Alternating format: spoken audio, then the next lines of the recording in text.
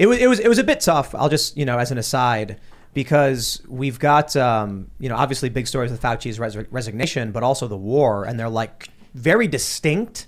And so like trying to segue between them is not really possible. But we'll jump to this one from the Post Millennial. Seattle Children's Hospital offers medicalized gender transition to 9-year-olds. Quote, we accept new patients ages 9 to 16, the site reads. Patients ages 17 and older, and patients who have not yet started puberty will be directed to community resources. This is part of a long-standing story, a long chain of stories. Boston Children's Hospital, big controversy surrounding that. The media claiming there's threats going their way. You've got, I think now, a hospital in Chicago performing these transitions for minors. And now we have the latest story from Post Millennial that Seattle is doing the same thing. I know that there was recently a board review in Florida. The medical board did a review of sex change operations for children and medical and other transitions. I probably should just throw it to you, Joe. You probably know better. What's going on with Florida as it pertains to child gender transition? Well, Florida is taking an unequivocal stand that is just there with the data. It's not very dissimilar. It's actually worse in terms of evidence. We had the mass discussion previously. At least a study showed, a reduction from 12% to 11%, which is a 10% reduction. I mean, if you really think that that's enough to force people to do things, we can have a conversation about that. But in this case, the data are they're incredibly weak. I mean, there's basically, and it speaks to dishonesty. So the CDC quotes that extremely unimpressive mask study and says, oh, this shows that you can actually reduce community transmission. And so, which like to someone who looked at it, they would say that doesn't make sense. In this case, it's the same thing. The data, people, advocates say that, this is the standard of care and it helps people, it makes them less likely to commit suicide and things like that. But the data actually don't show that at all. So we did a members only segment where we read detransitioner statements. Yeah. And there were a lot of teenage women, because I think it's like overwhelmingly teenage girls who are getting these surgeries, double mastectomies and things like that. At least there was actually one study from the NIH we pulled up showing that 90% of what they reviewed were double mastectomies on females, and the average age I think was like 15 or something like that. Mm-hmm. So we read these stories where they're suicidal. It's horrifying. Go ahead. No. I mean, like the idea here is, I think there's something happening. I do. I think gender dysphoria is real. I think there are kids who are transgender, and I think we have to pay attention to. There was one article I read last week from Psychology Today, a PhD researcher saying we know that phthalates and PCBs are hormone disruptors. He cited a study showing that certain birth control had a masculinizing effect on female fetuses, on their brains, and it resulted in women who preferred the company of women and did not prefer childbearing and things like that. And so that point was, there's an environmental factor coming from the chemicals and the pharmaceuticals we use that is likely contributing to this. I think that's true. I mean, I think even Alex Jones has pointed that out. He was mocked for it when he talked about atrazine. And so I think the result there is, okay, we need to figure that out, stop that. But this does mean they're going to be trans kids. And how do we effectively solve for this problem? How do we make sure these kids are going to be happy, healthy, not suicidal? And the issue seems to be the accepted medical treatment across the country in the United States is at odds with what Europe is now doing, with the Scandinavian countries who have rejected all of this stuff.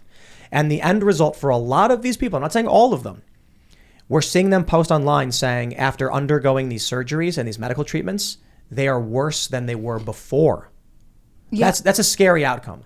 And we want to prevent that. We want to make sure that kids who are suffering from dysphoria or whatever the issue may be, hormone disruptors, be it the case, how do we help them when you've got these extreme policies that are all going in one way and ignoring the science that we can see in other places?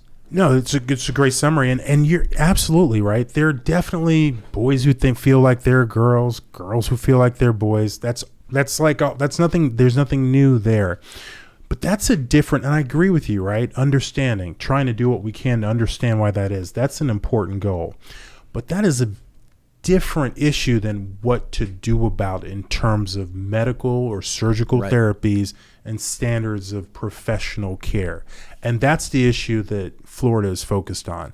And standards of professional care, it's just, COVID, before this, like I was a mainstream doctor, researcher, very mainstream, right? I did, fortunately I did well, but there was nothing controversial about me.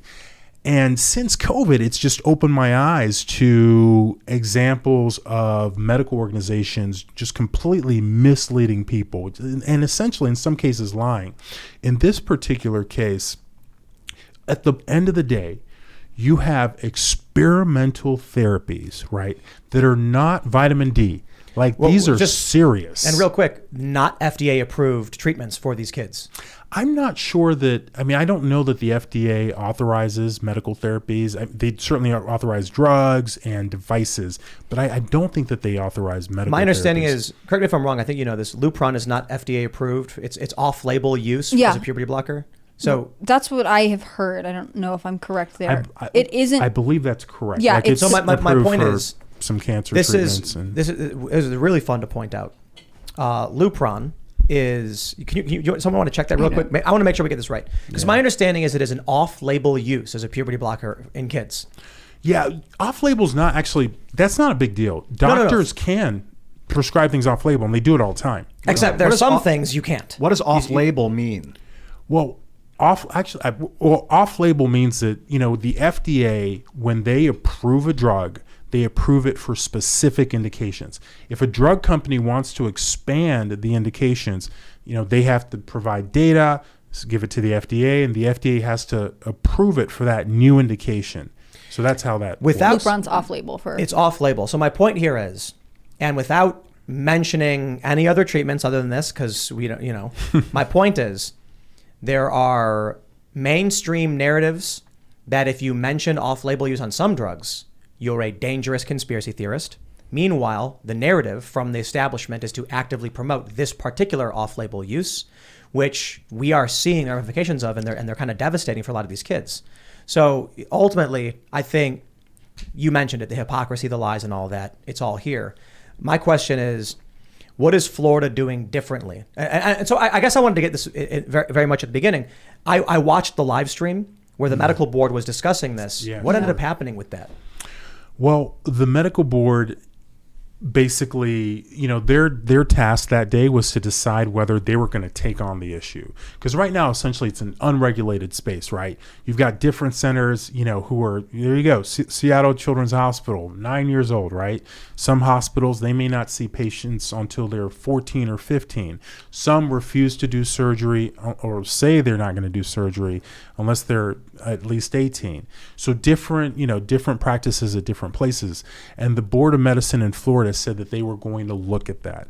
And the goal really, in my opinion, should be that they stop these therapies in children who are under 18 unless there's evidence. And I'll just say really quickly, right? People make things so complicated and confusing.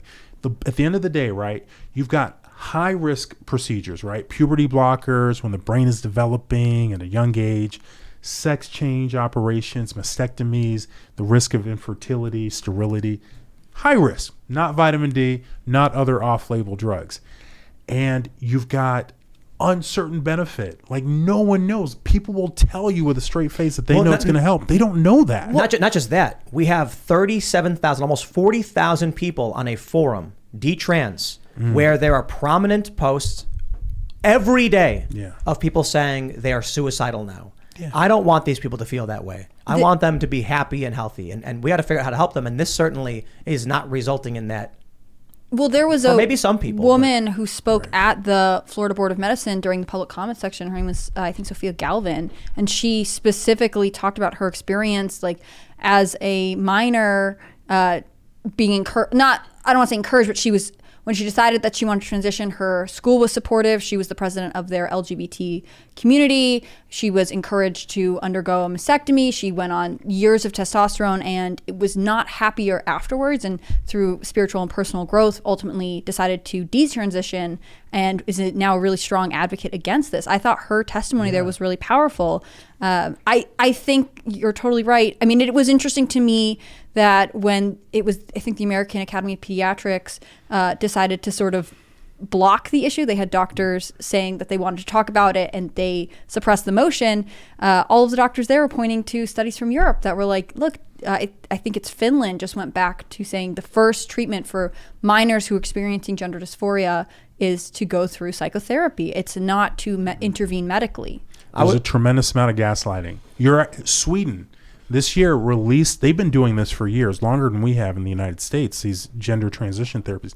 They released their equivalent of sort of the NIH released a new guidance this year, and they said they're not going to do it anymore for children because they just didn't know whether they were doing more harm than good. And they literally said that. But you have doctors in some in Florida who say that, no, we know better, and we're helping every patient that we see who undergoes this.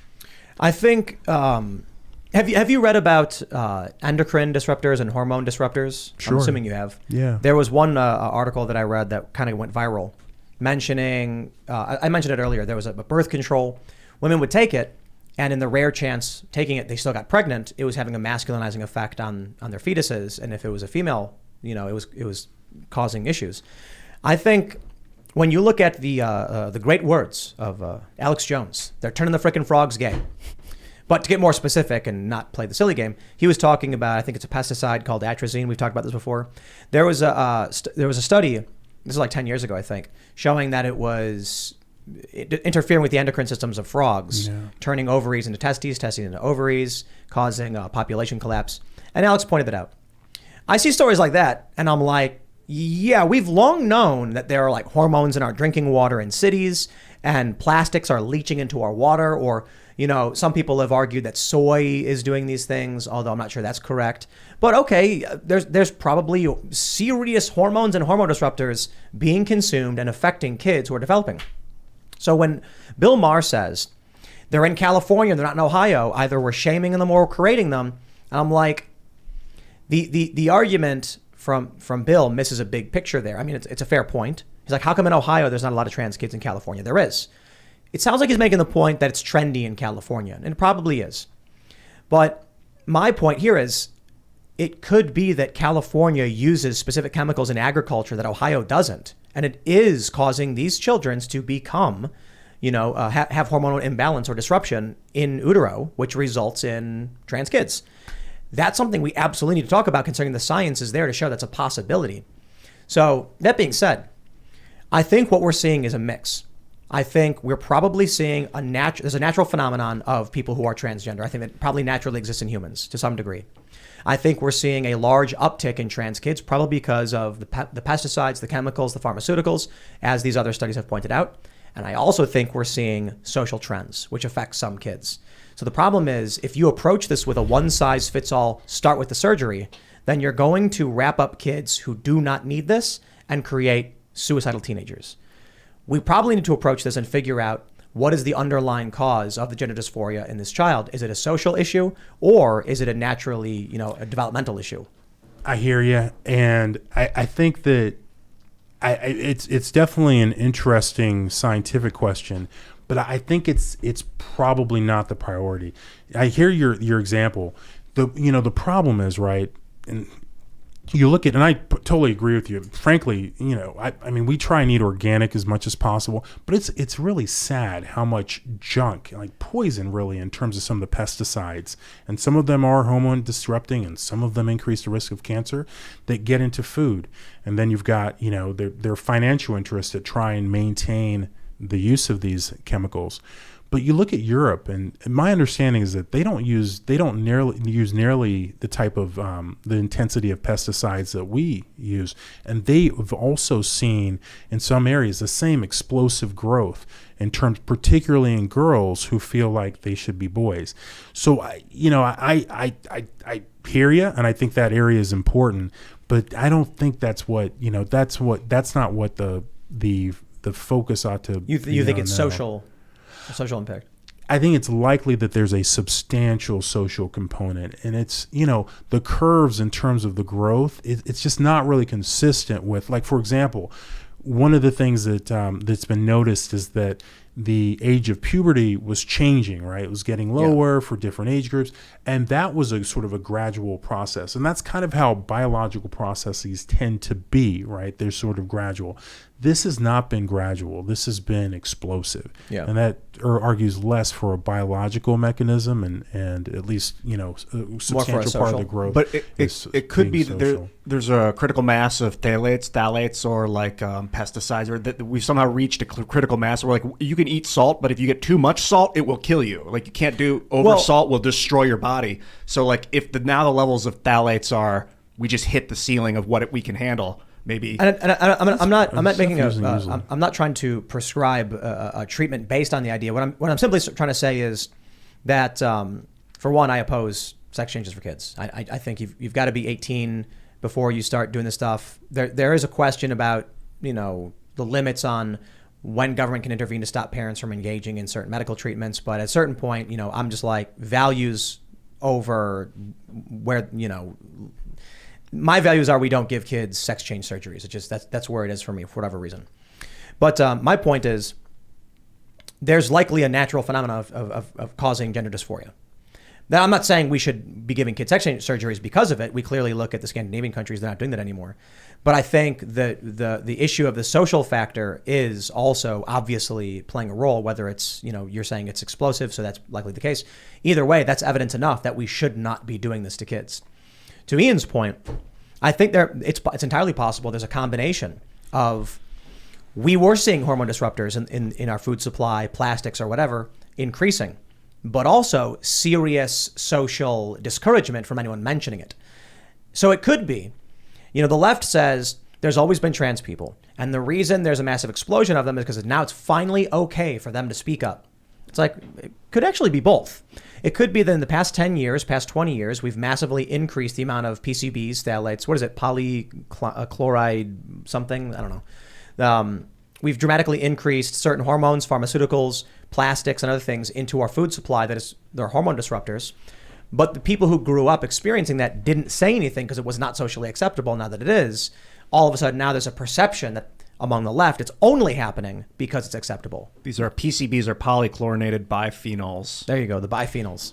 I mean, for me, some of this just makes me have more questions about, like, reproduction and human fertility, because if we do believe there's a genetic link or an environmental disruption that occurs, where does it come from? Is it because you have moms, like a generation of moms who've been on birth control for longer, and that disrupts their hormones, which disrupts how their fetus, I mean, I don't know anything about medical science, so this is all speculation on my part. I defer to the doctor, but I wonder if ultimately we just don't know what causes any of these issues because we are not studying it holistically. Like, we are looking at it as social intervention when they reach school, but what if this is something that has to do with mom's nutrition? Yeah, and you know what? I'm gonna backpedal a little bit. So what you said earlier resonates with me in terms of attention on studying it, and I'll tell you that, just to your point, one of the problems, right, with these hot button issues is that it becomes taboo to even ask the questions, right? And that's a problem. Mm-hmm. Yep. I'm looking at what I do know is that pharmaceutical companies are administering for-profit surgeries and chemicals in reaction to whatever is happening. That's very apparent to me. For-profit medical industry. There's no incentive to not encourage it. If you have kids that you're treating for more and more things, plus when you go on hormones, there are side effects, so you take more medication. I mean, like, this becomes a mass industry in and of itself. Why would you discourage it if you are a pharmaceutical person? Not to be too conspiratorial. Oh, there's no conspiracy about pharmaceutical companies pursuing profit over everything else. It is well documented. We've heard it from a doctor. Well, we pointed out there's an article about Goldman Sachs. They said they were advising pharmaceutical companies. I think I could be wrong because we don't have the article pulled up, but they were saying curing diseases is not a long-term, financial gain for us. Yeah. That, like, you're better off just treating the symptoms and letting people stay sick, which is just so horrifying. Yeah. Well, It's like I don't want to call them medical companies anymore. I want to call them because the real medicine, in my opinion, is food. Like if you're eating the right diet, that's what Hippocrates said, the first doctor. Let food be thy medicine. Thanks for checking out this segment from the Timcast IRL podcast. But if you want to check out the full show live, tune in Monday through Friday at 8 p.m. And if you want more special access content, head over to timcast.com and become a member. Your membership helps sustain this company, keep our journalists employed, makes this show happen, and you will get access to exclusive members-only segments of the Timcast IRL podcast, and there's a massive library to check out. So again, go to timcast.com or tune in Monday through Friday at 8 p.m., and we'll see you all there.